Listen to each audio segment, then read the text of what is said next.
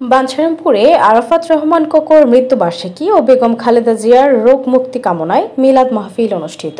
বিস্তারিত দেখুন daily news ৭১-এর নিজস্ব প্রতিনিধির পাঠানো তথ্য ও ভিডিও চিত্রে।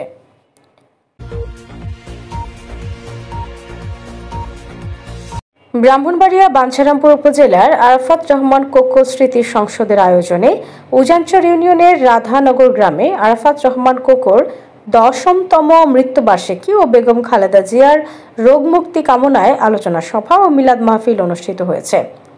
উপজেলার আরাফাত রহমান কোকো স্মৃতি সংসদের সাধারণ সম্পাদক আল আমিন সরকার প্রধানের সভাপতিত্বে ও উজানচর ইউনিয়ন বিএনপির সম্মানিত সদস্য ফরিদ মাস্টারের সঞ্চালনায় প্রধান অতিথি হিসেবে উপস্থিত ছিলেন বাঞ্ছারামপুর পৌরসভার বিএনপির সাবেক প্রতিষ্ঠাতা সভাপতি মতিউর রহমান জালু।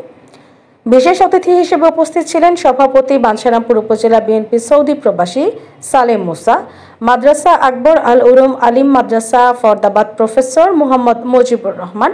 এ সময় বক্তারা বলেন, বিএনপির প্রতিষ্ঠাতা ও সাবেক রাষ্ট্রপতি জিয়াউর রহমান এবং বিএনপি চেয়ারপারসন খালেদা জিয়ার ছোট ছেলে আরাফাত রহমান কোকোর ১০ম মৃত্যুবার্ষিকী ২০১৫ সালের ২৪ জানুয়ারি হৃদরোগে আক্রান্ত হয়ে মালয়েশিয়ার কুয়ালালামপুরে ইন্তেকাল করেন ক্রীড়া সংগঠক কোকো। আরাফাত রহমান কোকোর জন্ম ১৯৬৯ সালে ঢাকায়। তিনি ঢাকার BF শাহীন কলেজে লেখাপড়া করেন। ১৯৬৯ সালে জিয়াউর রহমান সপরিবারে ঢাকায় চলে আসেন। কিছুদিন জয়দেবপুরে থাকার পর বাবার চাকরির সুবাদে চট্টগ্রামের ১৬ শহর এলাকায় বাস করেন। ২০০৩ সাল থেকে ২০০৫ সাল পর্যন্ত বাংলাদেশ ক্রিকেট বোর্ডের উপদেষ্টা পরিষদের সদস্য ছিলেন কোকো।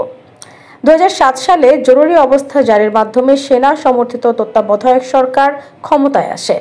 ওই বছরের ৩ সেপ্টেম্বর ভোরে সেনানিবাসের বাড়ি থেকে মা খালেদা জিয়ার সঙ্গে গ্রেফতার হন কোকো।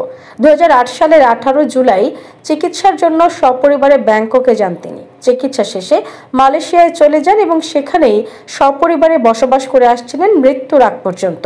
মৃত্যুকালে তিনি স্ত্রী শর্মিলা রহমান তাবাসুম, ২ মেয়ে জাফিয়া রহমান ও জাহিয়া রহমানকে রেখে যান।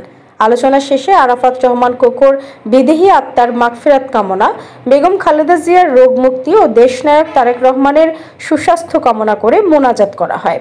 এ সময় আরও উপস্থিত ছিলেন মোহাম্মদ আলী হোসেন সরকার, মহসিন মাস্টার, আব্দুল আউয়াল মাস্টার, আব্দুল হক, সালাউদ্দিন সরকার, মোহাম্মদ জয়নাল আবেদিন, আব্দুল কাদের, মালিক মেম্বার। সার্বিক সহযোগিতায় মোহাম্মদ আমানুল্লাহ, মোহাম্মদ রুহুল আমিন, মোহাম্মদ আক্তার হোসেন, মোহাম্মদ শফিকুল ইসলাম, মোহাম্মদ জাহিদ ইসলাম, মোহাম্মদ ওমর ফারুক ও বিএনপির বিভিন্ন অঙ্গ সংগঠনের নেতাকর্মী ও গণ্যমান্য ব্যক্তিবর্গ। দেশনেত্রী বেগম খালেদা জিয়ার শহীদ প্রেসিডেন্ট জিয়াউর রহমানের খুব আদরের সন্তান ছিলেন তার আরাফাত রহমান কোকো। উনারে অত্যন্ত স্নেহ করতেন দেশনেত্রী বেগম খালেদা জিয়া, খুব আদর করতেন। আসলে তিনি রাজনীতি করতেন না, তিনি ছিলেন ক্রীড়াপ্রেমী একজন মানুষ। তিনি বিভিন্ন সময় বাংলাদেশের আনাচে কানাচে ঘুরতেন, শুধু বিভিন্ন ক্রীড়া সংগঠন নিয়ে। যার হাত ধরে রাজনীতি করতেছি অ্যাডভোকেট রবি শিকদার, বিএনপির নির্বাহী কমিটির সদস্য। ওনায় আপনাদের সবাইকে আজকের প্রোগ্রামের সালাম জানাইছেন, আপনারা সবাই সালাম গ্রহণ করবেন। এবং আমি আর বেশি কিছু বলবো না, এখানে আমার সংক্ষিপ্ত বক্তব্য আমি শেষ করব। আল্লাহ হাফেজ।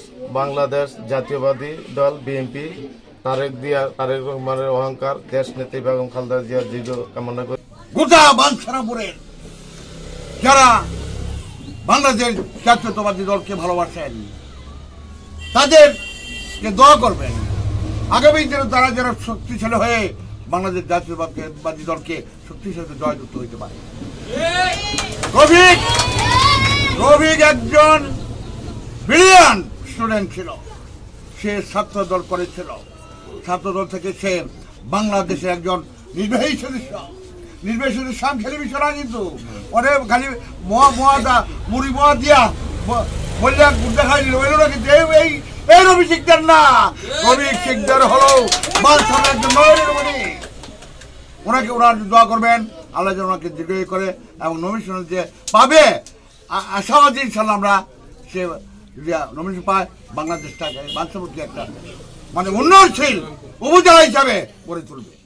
মৌসুমী Mou, Daily News ৭১, desk report, Bancharampur.